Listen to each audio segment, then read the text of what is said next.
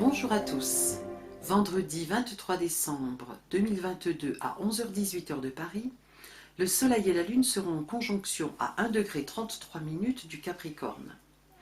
Après les énergies de purge de la lunaison Scorpion qui nous ont permis de voir ce qui était à lâcher de notre passé, suivi par la lunaison Sagittaire où nous nous sommes à nouveau tournés vers l'avenir avec la définition d'un nouveau but, cette nouvelle lune Capricorne va nous permettre d'organiser, de planifier, de peaufiner la mise en œuvre de notre projet ou de préciser notre stratégie pour atteindre nos objectifs.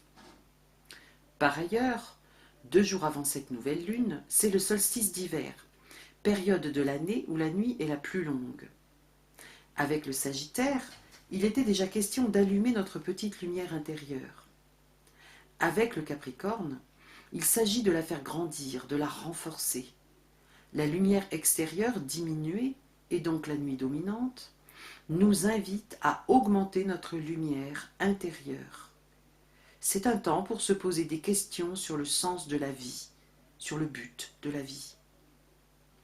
Ceci est d'autant plus fort dans la lunaison Capricorne de cette année 2022 que nous avons un stellium en Capricorne, c'est-à-dire un amas de 5 planètes, Soleil, Lune, Mercure, Vénus et Pluton. Et si l'on regarde le jeu des maîtrises, Mars en Gémeaux est maîtrisé par Mercure qui est en Capricorne. Jupiter en Bélier est maîtrisé par Mars, qui nous relie donc au Capricorne. Saturne en Verseau est maîtrisé par Uranus, qui en Taureau est maîtrisé par Vénus, qui se trouve en Capricorne. Même les nœuds lunaires et la lune noire sont finalement sous-tendus par les énergies capricorniennes. Nœud nord Taureau conjoint Uranus maîtrisé par Vénus en Capricorne, nœud sud en Scorpion maîtrisé par Pluton qui est en Capricorne, et lune noire en Cancer qui est maîtrisée par la Lune qui se trouve en Capricorne. Seul Neptune échappe à cette hégémonie puisqu'il est en Poisson et donc en domicile. Ceci étant, Poisson et Capricorne sont en sextile dans 2 éléments complémentaires, l'eau et la terre, et Neptune forme un sextile avec Pluton. Rien ne vient donc contrarier ces énergies du Capricorne. Par ailleurs, dans cette carte du ciel calculée pour Paris et la France, l'ascendant est en Verseau, donc maîtrisé par Uranus et Saturne, qui nous ramène au Capricorne. Et, couronnement de tout cela, Saturne est conjoint à l'ascendant.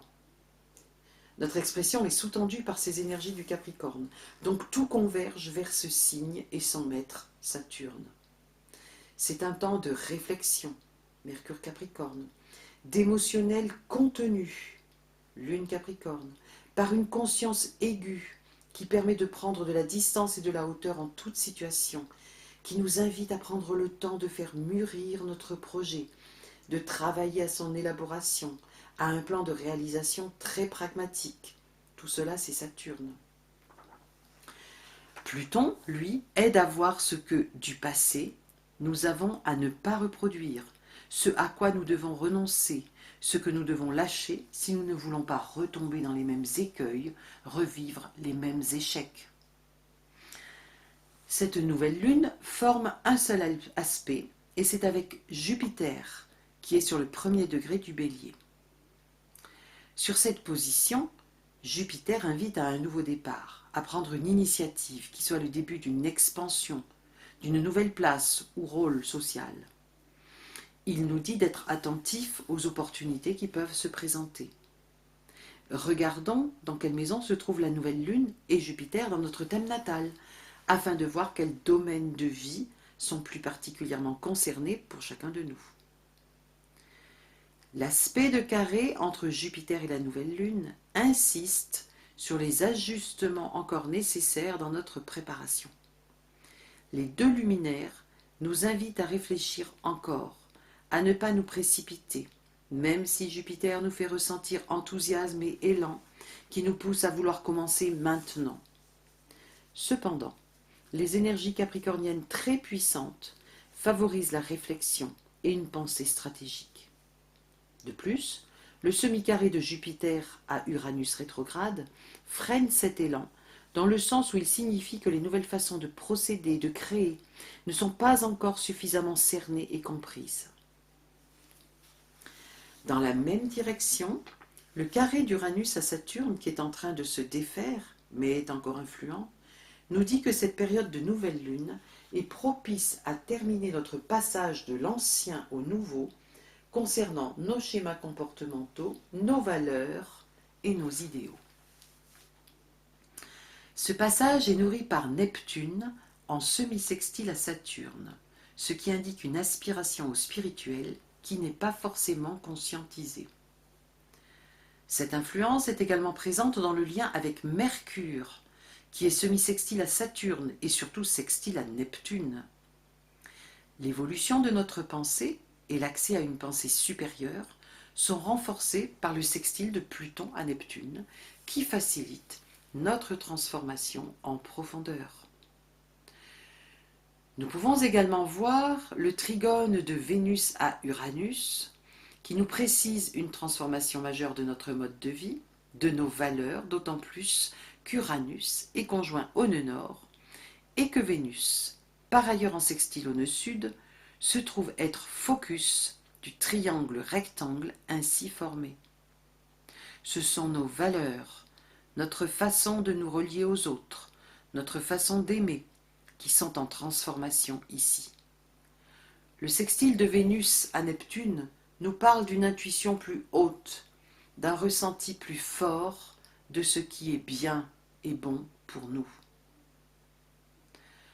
La part de défi pour mener à bien cette transformation est visible dans l'opposition de Vénus à la Lune noire et dans le carré à Chiron qui est stationnaire.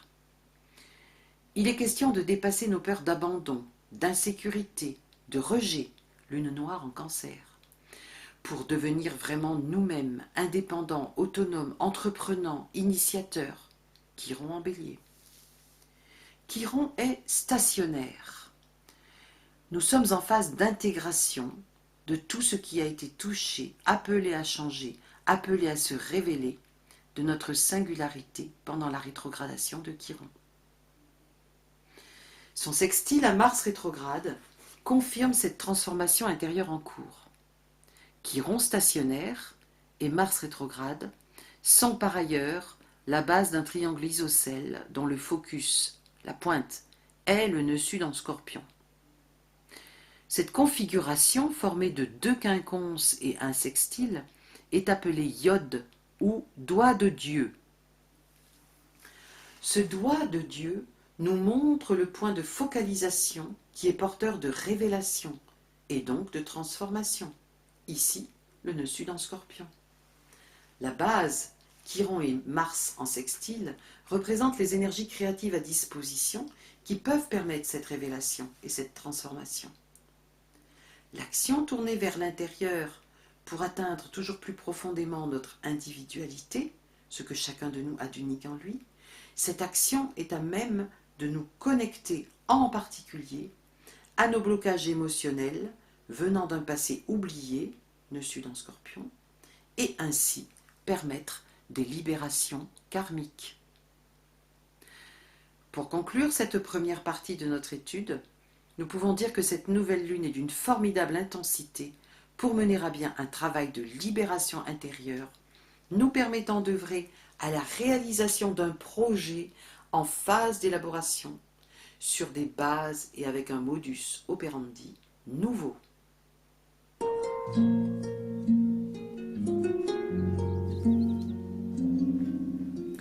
Avant de poursuivre cette étude par le symbole sabian de cette nouvelle lune et les cartes du tarot correspondantes, je vous propose d'évoquer les mythes en résonance avec le signe du Capricorne afin de mieux ressentir ce que peut représenter la lune dans ce signe.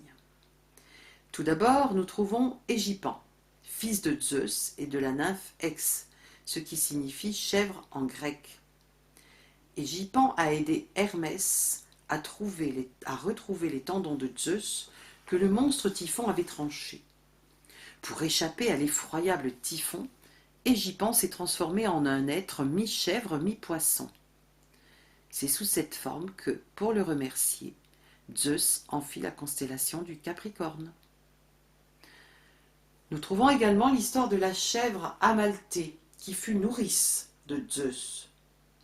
Elle serait devenue la constellation du Capricorne, Capricorne signifiant la corne de la chèvre. Par ailleurs, la chèvre qui gravit les montagnes sait se contenter de la moindre touffe d'herbe. Elle représente le sens de l'effort, l'aspiration à s'élever socialement avec une économie de ressources propre au signe du Capricorne. Le signe du Capricorne fait aussi référence au dieu Pan, qui était le fils d'Hermès. Pan était mi-homme, mi-chèvre, et le dieu des chevriers et des bergers. Son histoire se confond avec celle d'Égipan. Isoline Agenépani nous parle de la correspondance mythologique du Capricorne avec le 4e des 12 travaux d'Hercule, le sanglier d'Érymanthe. Hercule, Héraclès chez les Grecs, doit gravir les pentes du mont Érymanthe jusqu'au sommet afin de capturer le sanglier. Sur le chemin qui le mène au mont Érymanthe, il fait une halte dans la grotte où vit le centaure Pholos. Là se trouve un tonneau de vin vieux de 4 siècles et destiné à Héraclès. Le héros boit généreusement le liquide dionysiaque. C'est alors que les centaures arrivent. Ils se ruent sur le tonneau et boivent jusqu'à l'ivresse. L'orgie se termine lorsqu'Héraclès se met à tirer ses flèches sur les centaures ivres. La suite sera funeste, puisqu'elle conduira à la mort des amis d'Héraclès, les sages centaures qui étaient Chiron et Pholos. Le deuil et le sevrage affectif sont intolérables pour le Capricornien, qui ressent alors l'amertume de la frustration lors de toute séparation qu'il n'a pas lui-même provoquée. Si Chiron et Pholos meurent, par contre, le centaure Nessos s'évade. Il sera un jour la main du destin par laquelle Héraclès mourra. Nous retrouvons là le sceau du destin porté par Saturne, qui est la planète maîtresse du Capricorne. Après ces deuils et beaucoup de retard, Héraclès va ensuite poursuivre son chemin jusqu'au mont Érymanthe. Cette montagne est couverte de cyprès, qui est un arbre symbole de deuil en Europe. Si la montagne rapproche du ciel, elle représente aussi l'ascension humaine. On retrouve là les ambitions de carrière du natif du Capricorne. Au sommet de la montagne, Héraclès ne se bat pas contre le sanglier, il le force. Le sanglier épuisé va se résigner. Patience, endurance, persévérance sont bien des caractéristiques des personnes marquées par ce signe. En résonance avec le Capricorne, 2 autres symboles sont évoqués par Luc Biget. Outre la chèvre à queue de poisson, il cite le crocodile et la licorne. La voracité du crocodile est à mettre en lien avec l'ambition matérielle que l'on retrouve chez les natifs du Capricorne. Quant à la licorne, sa corne unique fichée au milieu du front comme une épée qui est un rayon de lumière dirigé vers le royaume de l'esprit. Elle n'a soif que d'absolu.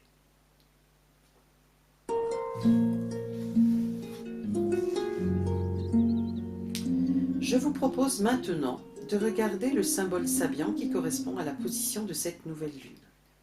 Pour une position à 1,33°, nous regardons le second degré. Le second degré du Capricorne est intitulé « 3 rosaces dans une église gothique, l'une détruite, victime de la guerre ». La dominante est « Tout exercice violent du pouvoir anéantit inévitablement certaines valeurs garantissant la cohésion et l'homogénéité collective ». Pour une cathédrale, la rosace symbolise l'élément par lequel la lumière de l'esprit pénètre dans l'édifice. L'âme humaine est triple, dit-on. Quelle est donc la partie de l'âme que tend à détruire la violence? Le principe d'amour et de compassion, évidemment. À première vue, ce symbole ne paraît pas être en lien avec notre ciel de nouvelle lune en Capricorne. Et pourtant, une rosace s'inscrit dans un cercle. Le cercle représente l'unité, Ici, nous avons 3 rosaces qui, sur un plan spirituel, peut évoquer la Trinité. 3 en un, le Père, le Fils et le Saint-Esprit ne faisant qu'un. Nous pouvons aussi voir dans ce symbole la représentation tripartite de l'homme comme de la société. Sur le plan individuel, l'homme est corps, âme et esprit. Quelle est la part de nous qui demande à être reconstruite?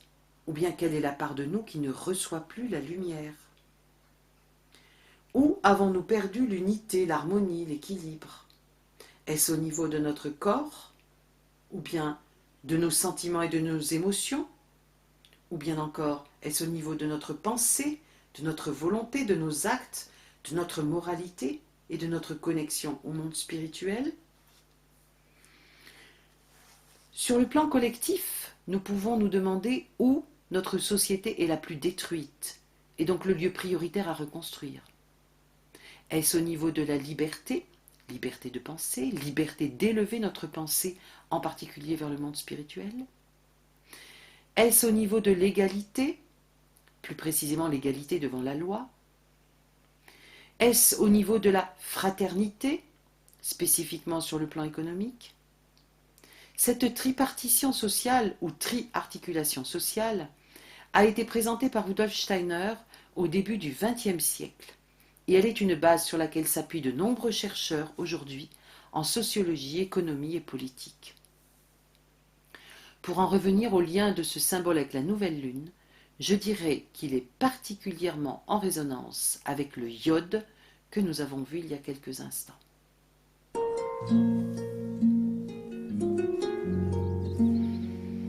Pour terminer cette étude, regardons brièvement du côté de la numérologie et des arcanes du tarot.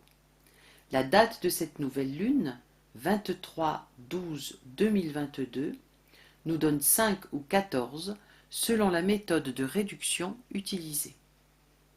Cette nouvelle lune est donc en résonance avec Tempérance et le Pape. Tempérance nous parle de calme et de repos physique. Le fluide blanc qui circule entre le vase rouge de l'action et le vase bleu de la réflexion évoque une parfaite fluidité de nos énergies. La couleur blanche symbolise l'énergie spirituelle qui est seule garante d'une bonne communication en général et surtout d'un lien unitaire, pour reprendre la notion d'unité du symbole Sabian, lien unitaire connectant notre pensée à notre volonté. C'est un chemin de conscience. Tempérance nous parle aussi de la force tranquille, de la confiance en la vie. Quant au pape, il est sagesse et protection et représente un niveau de conscience élevé. C'est bien cette conscience élevée qui peut permettre la résolution des problèmes. Avec le pape, il est aussi question de réflexion constructive, de vocation enfin trouvée et de pardon, aux autres certes, mais également à nous-mêmes, ce qui est plus difficile. C'est bien le pardon qui est le levier le plus puissant pour nous faire lâcher un passé qui nous freine ou nous bloque, afin de pouvoir avancer vers notre devenir. J'arrête là l'étude de cette nouvelle lune et vous remercie pour votre écoute. Je vous souhaite une très belle nouvelle lune et un joyeux Noël. À bientôt.